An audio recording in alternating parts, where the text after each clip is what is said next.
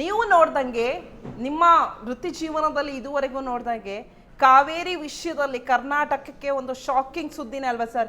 ನಿರಂತರವಾಗಿ ಬರ್ತಾನೆ ಇದೆ. ಇವತ್ತು ಕೂಡ ಒಂದು ಶಾಕಿಂಗು. ಸೊ ನಮಗೆ ನೀರಿಲ್ಲ ಸರ್ ಕುಡಿಯೋಕೆ, ಇನ್ನೆಲ್ಲಿಗೆ ಅವ್ರಿಗೆ ಬಿಡೋದು ಸರ್?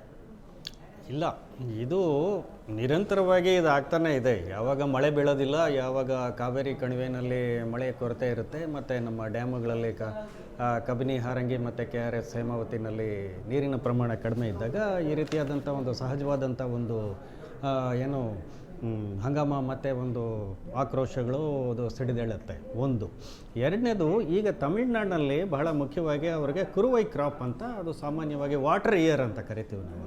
ಆ ವಾಟರ್ ಇಯರ್ ಅವ್ರಿಗೆ ಶುರುವಾಗ್ತಕ್ಕಂಥದ್ದೇ ಜೂಲೈನಲ್ಲಿ. ಸೊ ಹೀಗಾಗಿ ಅವರಿಗೆ ನೀರಿನ ಪ್ರಮಾಣ, ನೀರಿನ ಒಂದು ಹೆಚ್ಚಿನ ಒಂದು ಇದು ಬೇಕಾಗುತ್ತೆ.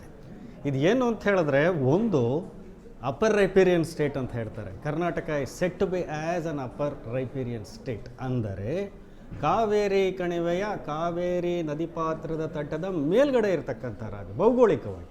ಇದು ನಮಗೆ ಶಾಪ ಆಯಿತು, ಇದು ನಮಗೆ ಶಾಪ. ಕರ್ನಾಟಕ ಭೌಗೋಳಿಕವಾಗಿ ಈ ಜಲಾಶಯಗಳ ಮೇಲ್ಭಾಗದಲ್ಲಿರ್ತಕ್ಕಂಥದ್ದೇ ನಮಗೊಂದು ಶಾಪ. ಯಾಕೆಂತಂದ್ರೆ ಕರ್ನಾಟಕ ಅಪ್ಪರ್ ರೈಪೇರಿಯನ್ ಸ್ಟೇಟ್ ಅಂತ ಕರೆಯೋದು. ಯಾಕೆ ಅಂತ ಹೇಳಿದ್ರೆ, ಡ್ಯಾಮುಗಳಿರೋದು ನಾನೀಗ ಹೇಳಿದೆ, ಕಾವೇರಿ ಕಣಿವೆಯ 4 ಪ್ರಮುಖ ಜಲಾಶಯಗಳು, ಒಂದು KRS, ಒಂದು ಕಬಿನಿ, ಒಂದು ಹಾರಂಗಿ ಮತ್ತು ಒಂದೊಂದು ಹೇಮಾವತಿ.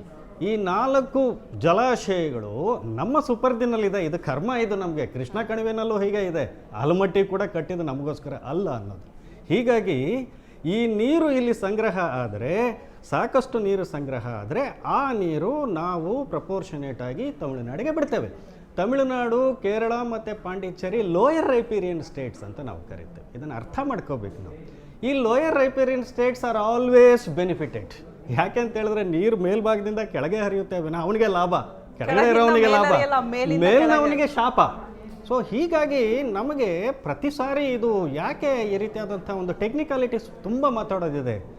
ನೀವು 3500 ಕ್ಯೂಸೆಕ್ ನೀರು ಬಿಡಿ ಅಥವಾ 2000 ಕ್ಯೂಸೆಕ್ ನೀರು ಬಿಡಿ, ಕಾವೇರಿ ರಿವರ್ ವಾಟರ್ ಕಮಿಷನ್, ಅದಾದಮೇಲೆ ಮಾನಿಟರಿಂಗ್ ಅಥಾರಿಟಿ, ಅದಾದಮೇಲೆ ಟ್ರೈಬ್ಯುನಲ್, ಎಷ್ಟು ಸಾರಿ ನೋಡಬೇಕು. ನಾನಂತೂ ಕಳೆದ 25 ವರ್ಷಗಳಿಂದ ಈ ರೀತಿಯಾದಂಥ ಆದೇಶಗಳನ್ನು ನೋಡ್ತಾನೇ ಇದ್ದೇವೆ. ಈ ರೀತಿ ಗಲಾಟೆಗಳಾಗ್ತಾನೆ ಇದೆ. ಎಲ್ಲಾದರೂ ಒಂದು ಲಾಜಿಕಲ್ ಪಾಯಿಂಟಿಗೆ ನಾವು ಬಂದಿದ್ದೀವಾ ಅಂತಕ್ಕಂಥದ್ದು ನಾವು ಆಲೋಚನೆ ಮಾಡಬೇಕು. ಬಟ್ ಇದ್ಯಾವ ಕರ್ಮ ಸರ್ ನಮಗೆ? ಅದಕ್ಕೆ ನಾನು ಹೇಳ್ತಾ ಇರೋದು, ಇಲ್ಲಿ ಕರ್ಮ ಅನ್ನೋದಕ್ಕಿಂತ ಮುಖ್ಯವಾಗಿ there are certain factors to be discussed. ಈಗೇನು ಅಂತ ಹೇಳಿದ್ರೆ, DK ಶಿವಕುಮಾರ್ ಮುಖ್ಯಮಂತ್ರಿಗಳು ಒಂದು ಆಫರ್ ಕೊಟ್ಟಿದ್ದಾರೆ, ಯಾರು ತಮಿಳುನಾಡು ಮುಖ್ಯಮಂತ್ರಿಗೆ, ಬನ್ನಿ ಮಾತಾಡೋಣ ಬನ್ನಿ ಅಂತ. It should be discussed sitting across the table rather. August 3ಕ್ಕೆ ವಿಜಯ್ ಅವರು ಬರ್ತಾರೆ. Vijay one thing I would like to say, very important point, even the government of Karnataka should look into this point what I am telling now, because ಕೆರೆ ಕುಂಟೆಗಳಲ್ಲಿ, ಜಲಾಶಯಗಳಲ್ಲಿ ತುಂಬಿರ್ತಕ್ಕಂಥ ಹೂಳು ತೆಗೆಯಲು ತಮಿಳುನಾಡು ತಗಾದೆ ಎತ್ತಬಾರದು ಅಂತಕ್ಕಂಥದ್ದು ಇವತ್ತು ಪ್ರಸ್ತಾಪ ಆಗಬೇಕು. ಯಾಕೆಂತ ಹೇಳಿದ್ರೆ, ನಿಮಗೆ ಗೊತ್ತಿದೆ, ಮಳೆಯ ಪ್ರಮಾಣ ದಿನೇ ದಿನೇ ವರ್ಷದಿಂದ ವರ್ಷ ಕಡಿಮೆ ಆಗ್ತಾ ಇರ್ತಕ್ಕಂಥ ಹಿನ್ನೆಲೆಯಲ್ಲಿ ಪ್ರಮುಖ ಜಲಾಶಯಗಳಲ್ಲಿ ಹೂಳೆ ಅರ್ಧ ತುಂಬಿಕೊಂಡಿದ್ರೆ ನೀವು ಹೇಗ್ರಿ ನೀವು ಟ್ರೈಬ್ಯುನಲ್ ಆರ್ಡರ್ಗಳನ್ನ ಫಾಲೋ ಮಾಡೋಕ್ಕಾಗುತ್ತೆ? ಈ ಒಂದು ಇಂಗಿತ ಜ್ಞಾನ, ಈ ಒಂದು ಸಾಮಾನ್ಯ ಜ್ಞಾನ ಸರ್ಕಾರಗಳಿಗೂ ಇರಬೇಕಾಗುತ್ತೆ, ಎರಡೂ ಸರ್ಕಾರಗಳಿಗೆ. ನಮಗೆ ಇವತ್ತು ಆರ್ಗ್ಯುಮೆಂಟ್ ಆಗಬೇಕಾಗಿರೋದು ನಾವು ಬಿಡ್ತೀವಿ ಬಿಡೋದಿಲ್ಲ ಅಂತಕ್ಕಂಥದ್ದಲ್ಲ. ಕೆರೆ ಕುಂಟೆಗಳಿಗೆ 2002ರಲ್ಲಿ SM ಕೃಷ್ಣ ಪೀರಿಯಡಲ್ಲಿ ಒಂದು ಅಬ್ಜೆಕ್ಷನ್ ಹಾಕಿದೆ ತಮಿಳುನಾಡು. ಆ ಅಬ್ಜೆಕ್ಷನ್ ಇವತ್ತು ಸ್ಟಿಲ್ ಇಟ್ ಈಸ್ ವ್ಯಾಲಿಡ್.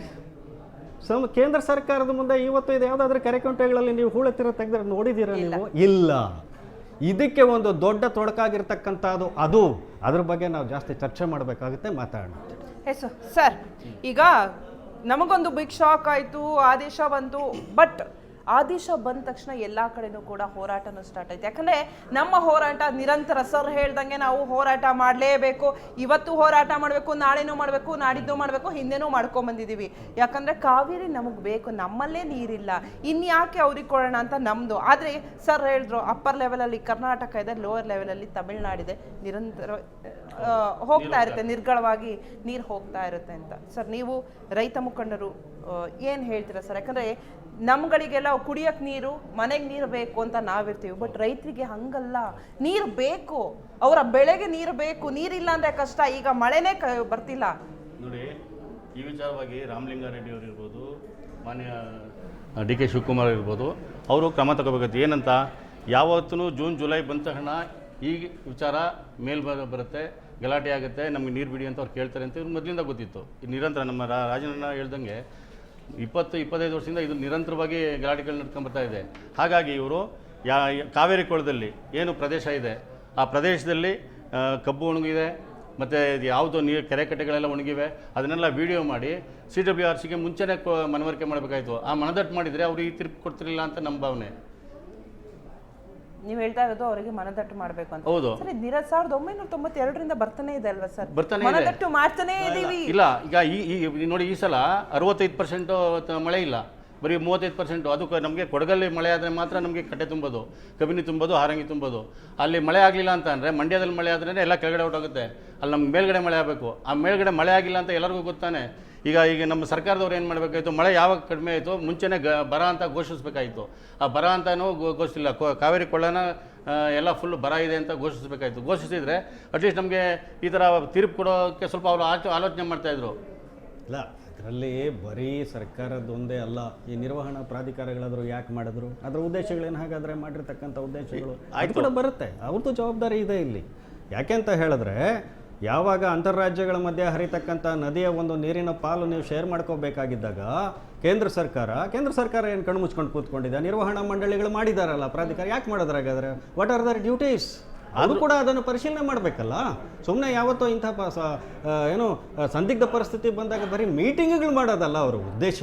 ಅದು ಪ್ರಾಧಿಕಾರ ಇರ್ಬೋದು, ಆಯೋಗ ಇರ್ಬೋದು, ಏನೇ ಇರ್ಬೋದು, ಅವರು ಕೂಡ ಅವರ ವ್ಯಾಪ್ತಿನಲ್ಲಿ ತಮಿಳುನಾಡು, ಕರ್ನಾಟಕ ಮತ್ತು ಕಾವೇರಿ ಕಣಿವೆ ವ್ಯಾಪ್ತಿಯ ಜಲಾಶಯಗಳ ವ್ಯಾಪ್ತಿನಲ್ಲಿ ನೀರೆಷ್ಟಿದೆ, ಇದು ಸಾಕಾಗುತ್ತಾ ಇಲ್ವಂತ ಅವ್ರು ಯಾಕೆ ಸ್ಟೇಟ್ಮೆಂಟ್ ಮಾಡಲಿಲ್ಲ ಅಲ್ಲ, ನಮ್ಮ ಅಂತ ಪ್ರಶ್ನೆ ಕೂಡ ಬರುತ್ತೆ. ಈಗ that is the joint responsibility, of course that is the joint responsibility. ಯಾವತ್ತಾದ್ರೂ ಒಂದು ದಿನ ಕಾವೇರಿ ನಿಗಮ ಅಂತ ಮಾಡಿದ್ದಾರೆ, ಯಾವತ್ತಾದ್ರೂ ಒಂದು ದಿನ ರಾಜ್ಯ ಸರ್ಕಾರದ ಅಧೀನದಲ್ಲಿದೆ.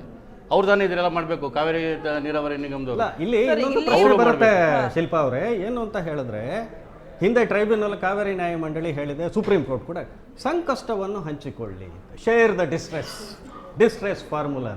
Is there any specifics distress formula as such? There is no specific